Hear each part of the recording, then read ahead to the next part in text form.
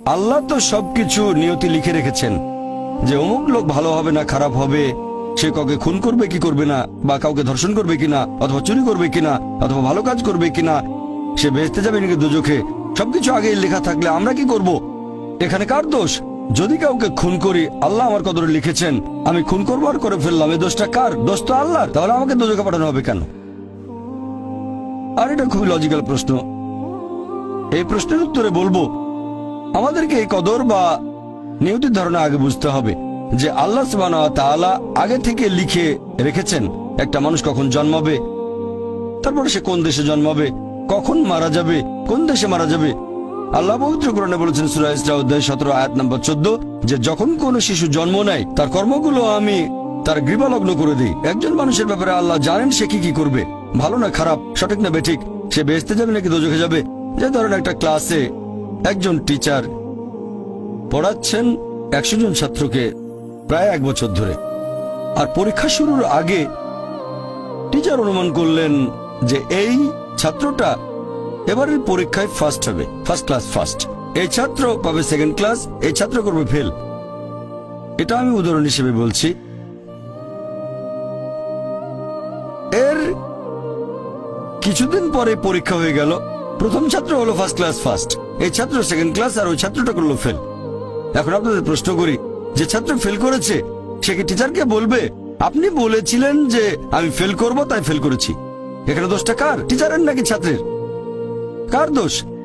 ছাত্রের। টিচার অনুমান করেছেন এই ছাত্রটা বাইরে ঘুরে বেড়ায়, ঠিক মতো ক্লাসে আসে না, সিনেমা দেখতে যায়, এজন্য সে ফেল করবে।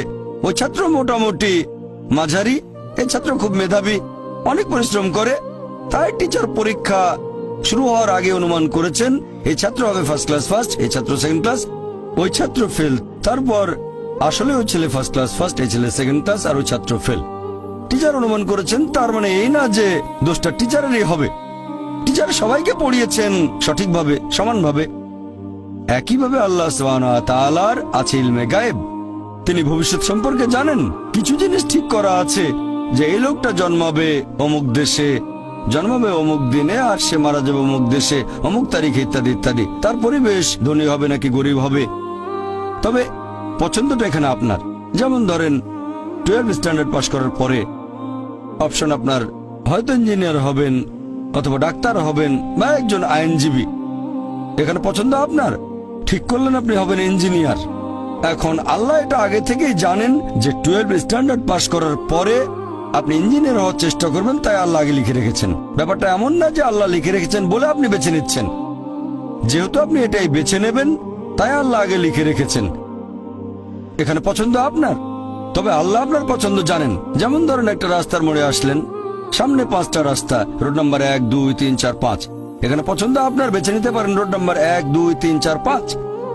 আপনি গেলেন রোড 2-এ, এটা আগে থেকেই লেখা আছে আপনার নিয়তিতে যে আপনি যাবেন 2 নম্বর রোডে। ব্যাপারটা এমন না যে আল্লাহ লিখেছেন বলে আপনি করছেন, যেহেতু আপনি এটাই বেছে নেবেন তাই আল্লাহ আগে লিখে রেখেছেন। তাহলে পছন্দ আপনার। আপনি চাইলে টাকা উপার্জন করতে পারেন ভালো কাজের মাধ্যমে, হালাল উপায়ে, অথবা পারেন চুরি করে হারাম উপায়ে। পছন্দ আপনার। ধরেন চুরি করলেন, এটা আপনার সিদ্ধান্ত, তবে আল্লাহ আগে থেকে জানেন যে এই লোকটা সহজে টাকা পেতে চায় তাই চুরি করবে, তাই আল্লাহ আগে লিখে রেখেছেন যে এই লোকটা 25 বছর বয়সে চুরি করবে। এখানে দোষটা কার? দোষ আসলে আপনার, তবে আল্লাহর আছে ইলমে গায়েব, তাই তিনি আগেই লিখে রেখেছেন। সিদ্ধান্তটা আপনার। আল্লাহ তাআলা মানুষদের দিয়েছেন স্বাধীন ইচ্ছা, আপনি আল্লাহ তাআলাকে দোষ দিতে পারবেন না আপনার পাপের জন্য।